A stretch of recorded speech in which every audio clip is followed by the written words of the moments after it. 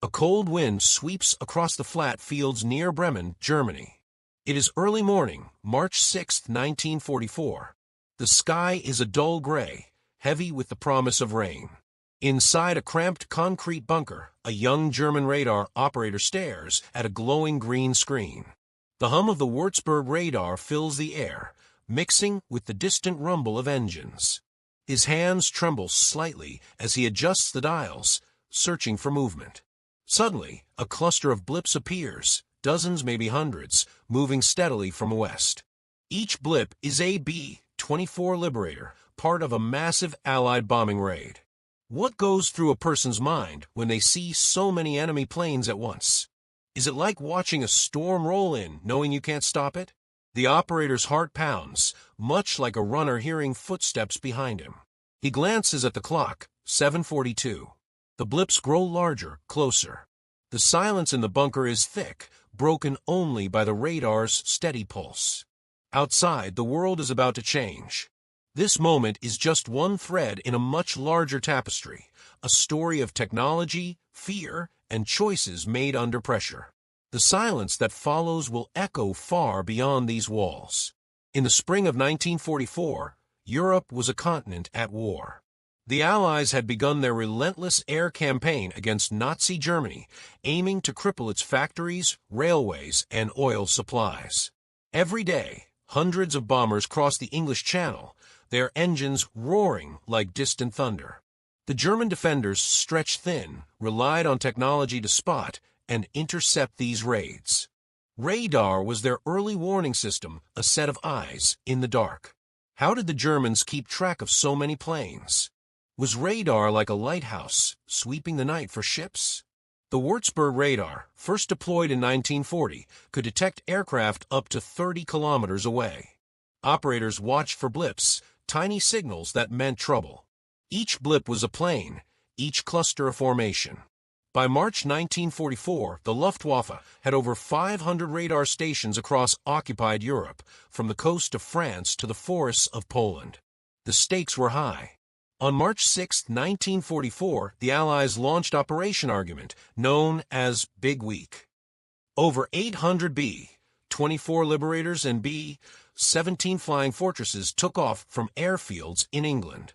Their target, the city of Berlin, the heart of Germany's war machine.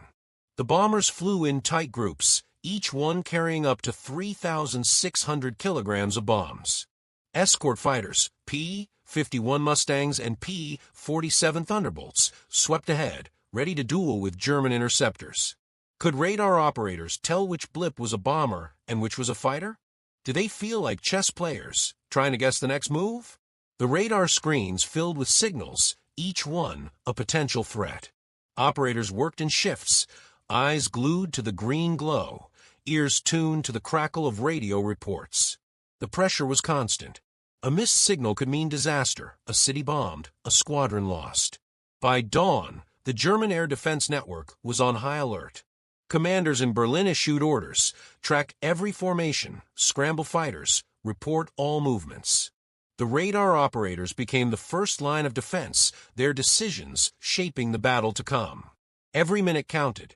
At 7:42, the first wave of B-24s appeared on screens near Bremen, Hamburg, and Hanover. The blips moved steadily east, like a river of steel. What did it feel like to watch the enemy approach, knowing you were outnumbered? Was it like standing on a beach, watching a tide you couldn't hold back? The tension in the bunkers grew. Radios crackled with urgent voices. The clock ticked on. The story of that morning cannot be told without understanding the world these operators lived in. The technology, the tactics, and the constant threat overhead. To see why silence fell, we must look deeper into the system that held Germany's defenses together. The German radar network in 1944 was a patchwork of innovation and necessity. Each station, from the massive Freya arrays to the compact Würzburg units, played a role in detecting Allied bombers. Operators worked in shifts. Around the clock, their eyes adjusting to the dim glow of cathode ray tubes. The air inside the bunkers was thick, smelling of sweat, coffee, and machine oil. Every beep and flicker on the screen could mean life or death. How did these operators cope with the constant pressure? Was it like being a goalkeeper, knowing one mistake could change everything? The radar system was only as strong as its weakest link. Communication lines stretched for hundreds of kilometers, connecting bunkers to command posts and fighter bases.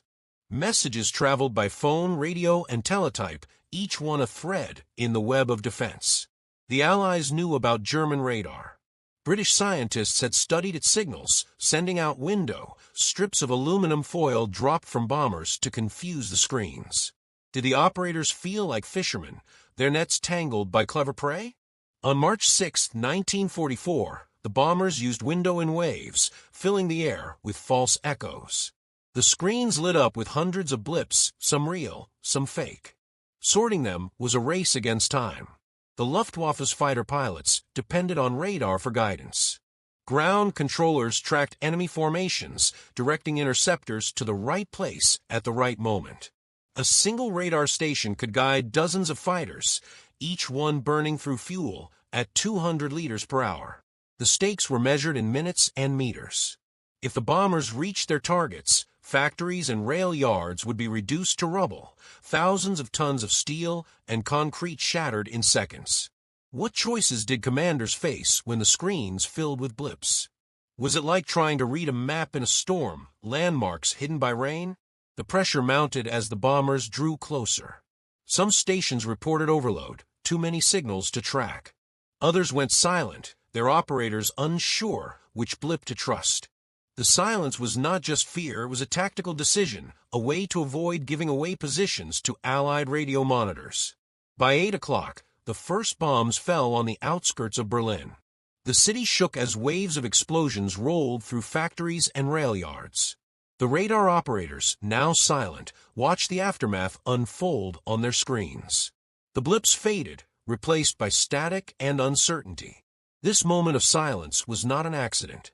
It was the result of choices made under pressure, shaped by technology, tactics, and the fog of war.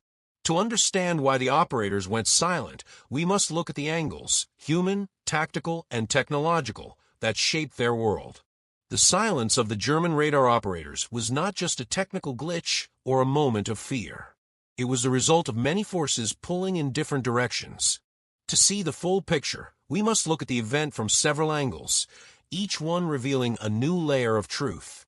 Inside the radar bunkers, young men and women faced a daily test of nerves. Many were barely out of school, trained quickly to read the glowing screens and relay information up the chain. What did it feel like to sit in the dark, knowing that every blip could mean disaster? Was it like being a lookout on a ship, eyes straining for a sign of danger on the horizon? The pressure was relentless. Operators worked 12-hour shifts, often with little rest. Coffee and cigarettes became their lifelines.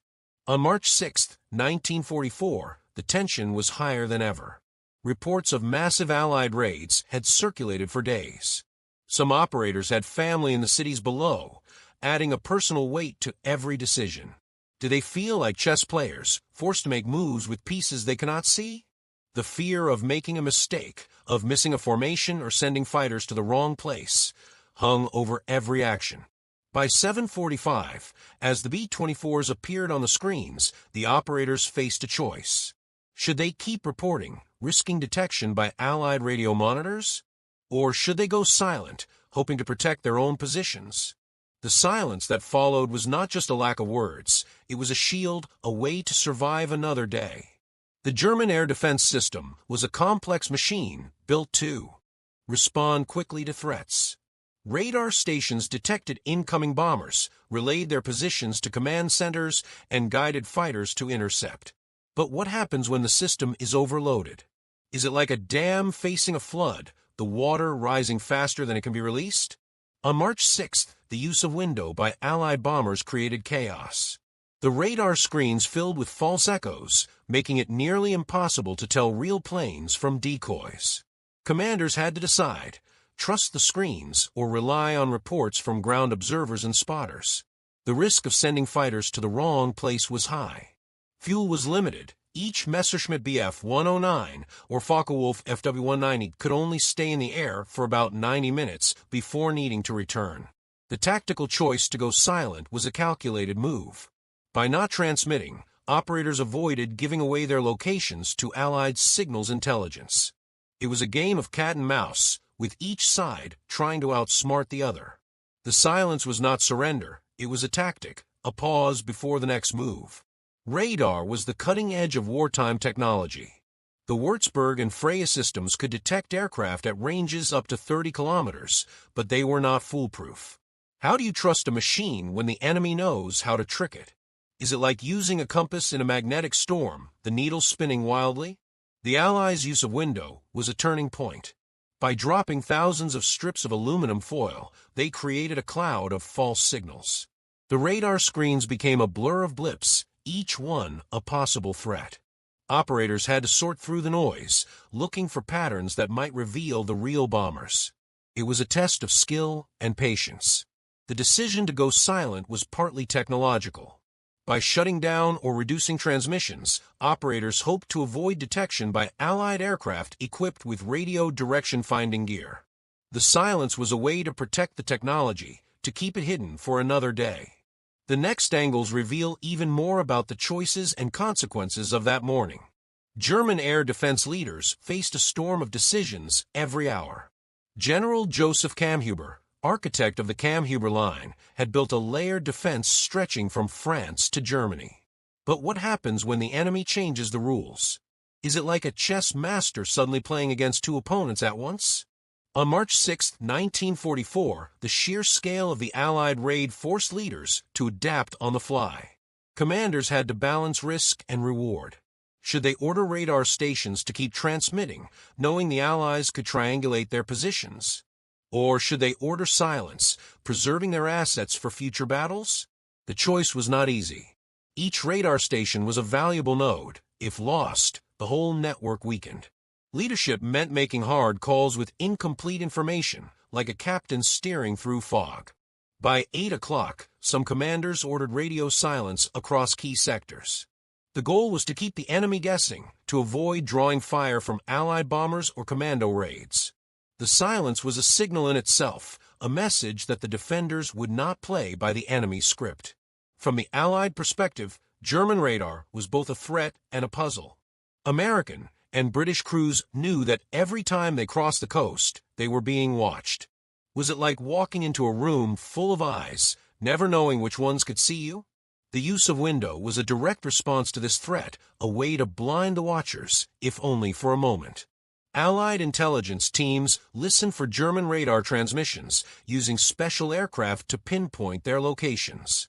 Each burst of radio energy was a clue, a thread to follow. When the German operators went silent, it was like a curtain dropping. The Allies had to guess, were the defenders hiding, or had they been destroyed? The silence created uncertainty, forcing the attackers to change tactics. The enemy's view was shaped by their own fears and hopes. Every silent radar station was a mystery, a possible trap. The battle was not just in the air, but in the minds of those who fought it. The landscape of northern Germany shaped every decision. Flat fields, winding rivers, and scattered forests offered little cover for radar stations. Was it like playing hide-and-seek in an open field, nowhere to run when the game turned serious? The weather added another layer of challenge. On March 6th, low clouds and drizzle made visual spotting difficult. Radar became even more important, a lifeline in the fog. But the same weather that helped the defenders also hurt them. Moisture in the air could scatter radar signals, reducing range and clarity. Operators had to adjust their equipment constantly, like tuning a radio in a thunderstorm. The silence that morning was partly a response to the elements, a way to wait out the worst, to survive until the skies cleared. Every decision in war carries a moral weight. For the radar operators, the choice to go silent was not just technical or tactical, it was personal. Did they wonder if their silence would save lives or cost them? Was it like holding your breath, hoping danger would pass? Some knew that their families lived in the cities below, targets for the bombers they tracked. The ethics of war are never simple. The silence of the radar operators was a small act in a vast conflict, but it mattered. It was a choice made under pressure, with consequences that rippled far beyond the bunker walls. As the morning wore on, these angles converged. The silence set the stage for the battle's turning point. At 8:10, the tension inside German radar bunkers reached its peak. The screens glowed with a chaotic storm of blips, real bombers mixed with false echoes from window. Operators gripped their headphones, listening for orders. Outside, the drone of hundreds of B-24 engines filled the sky, a sound like distant thunder rolling over the fields. What does it feel like when the enemy is almost overhead and your tools are failing? Is it like trying to read a map with the ink running in the rain? The Luftwaffe's fighter groups, Jagdgeschwader 1, 3, and 11, scrambled from airfields near Bremen and Hanover. Each squadron had minutes to reach altitude, burning through fuel at 200 liters per hour. Pilots relied on ground controllers for vectors, but the silence from radar stations left them flying blind. By 8:15, the first wave of B-24s crossed into German airspace. The bombers flew in tight formations, each one bristling with .50 caliber machine guns. Their escorts, P-51 Mustangs, circled above like hawks, ready to pounce on any German fighter. The sky became a battlefield, streams of tracer fire, black bursts of flak, and the steady advance of the bombers. How do you fight an enemy you can barely see? Is it like boxing with your eyes closed, hoping to land a punch? The German fighters attacked in waves, diving through the bomber stream. Some managed to break up formations, forcing bombers to scatter. Others were shot down, their planes spiraling into the fields below. The cost was high. By 9 o'clock, over 40 German fighters had been lost, along with dozens of bombers. The radar operators, now silent, watched the battle unfold on their screens. The blips moved erratically, some vanishing as planes were shot down or forced to turn back. The silence was both a shield and a prison. Operators could not warn their comrades, nor could they call for help. The decision to go silent had consequences, shaping the fight in ways no one could predict. At 9:30, the bombers reached Berlin. The city's defenses, weakened by confusion and silence, struggled to respond. Anti-aircraft batteries fired blindly, guided by spotters rather than radar. The first bombs fell on railway yards and factories, sending plumes of smoke into the sky. The destruction was immense. Over 2,000 tons of explosives dropped in less than an hour. What choices remained for the defenders as the city burned? Was it like trying to hold back a flood with bare hands? The silence of the radar operators had bought time, but at a terrible cost. The battle was far from over. By 10 o'clock, the air above Berlin was thick with smoke and chaos. The B-24s, having dropped their payloads, began to turn for home. Their formations were ragged. Some planes limped along with engines smoking, others missing from the line. The German fighters, low on fuel and ammunition, pressed their attacks. Each minute in the air was a gamble. Would they find a target, or would they run out of fuel before reaching safety? It was like racing against a clock that never stopped ticking. On the ground, radar operators faced a new dilemma. Should they break silence to help guide returning fighters, or stay hidden to avoid Allied detection? The silence was heavy, like a thick fog settling over the bunkers. Some stations risked brief transmissions, sending coded bursts to help lost pilots. Others remained dark, their operators sweating as they listened to the distant sounds of battle. What did it mean to be cut off from the fight, watching blips fade from the screen? Was it like being a lighthouse keeper in a storm, unable to warn ships of the rocks ahead? The Luftwaffe's command network strained under the pressure. Reports came in of downed planes, missing crews, and shattered airfields. The cost was staggering. By noon, over 60 German fighters and 70 Allied bombers had been lost. Each loss was a name, a story, a family waiting for news. The bombers' return journey was no less dangerous. German flak batteries along the route fired blindly, hoping to catch stragglers. Some B-24s were hit, forced to crash land in fields or forests. Rescue crews raced to reach survivors, dodging burning wreckage and unexploded bombs. The sky was littered with debris, twisted metal, parachutes, and the smoke of battle. How did the silence affect the outcome? Was it a shield that saved some, or a wall that doomed others? The answer was not simple. The radar blackout protected some stations from Allied attacks, preserving the network for future battles. but also left fighters and flak gunners without guidance, increasing confusion and losses. By 1300 hours, the last of the bombers crossed back into Allied territory. The German radar screens, once alive with blips, now showed only static. The operators slumped in their chairs, exhausted. The silence had ended, but the consequences would echo for days. The battle for Berlin on March 6, 1944, was a turning point. The silence of the radar operators shaped every moment, from the first blip to the last explosion. Now, the world would have to reckon with the aftermath. The dust settled over Berlin as the last echoes of engines faded into the afternoon. The city was scarred, rail yards twisted, factories gutted, homes shattered. Over 2,000 tons of bombs had fallen in just a few hours. The official reports counted more than 400 civilians killed and thousands wounded. For many, the world had changed in a single morning. What did the silence of the radar operators mean in the end? Was it like closing your eyes during a storm, hoping the worst would pass? The Luftwaffe's losses were severe. More than 60 fighters were destroyed, and dozens of pilots were missing or dead. The Allies lost over 70 bombers, with hundreds of airmen killed or captured. Each number was a life, a story cut short. The German air defense network survived, but at a cost. Some radar stations remained hidden, spared from Allied attacks thanks to their silence. Others were discovered and bombed, their equipment reduced to twisted metal. The decision to go silent had protected some assets, but left others vulnerable. It was a gamble, like playing cards with the stakes measured in lives and machines. Commanders reviewed the battle, searching for lessons.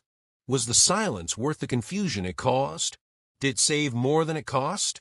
The debate raged in headquarters and bunkers alike. Some argued that the blackout preserved the radar network for future battles.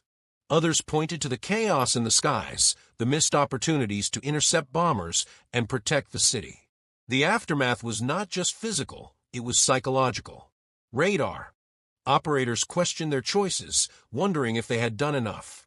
Pilots mourned lost comrades, their squadrons thinned by the day's fighting. Civilians sifted through rubble, searching for loved ones and a sense of safety. The silence of March 6, 1944, became a lesson in the limits of technology and the weight of human decisions. The next days would bring new raids, new choices, and new consequences. In the days following the raid, Berlin struggled to recover. Emergency crews worked around the clock, clearing debris and searching for survivors. The city's rail system, vital for moving troops and supplies, was crippled, over 50 kilometers of track destroyed, dozens of locomotives wrecked. Factories that once produced tanks and aircraft now stood silent, their machines buried under tons of rubble. How did the silence of the radar operators shape the next battles? Was it like patching a leaky roof, knowing the next storm was already on the horizon? The Luftwaffe adapted quickly. Commanders ordered new protocols. Radar stations would alternate between silence and brief transmissions, hoping to confuse Allied intelligence.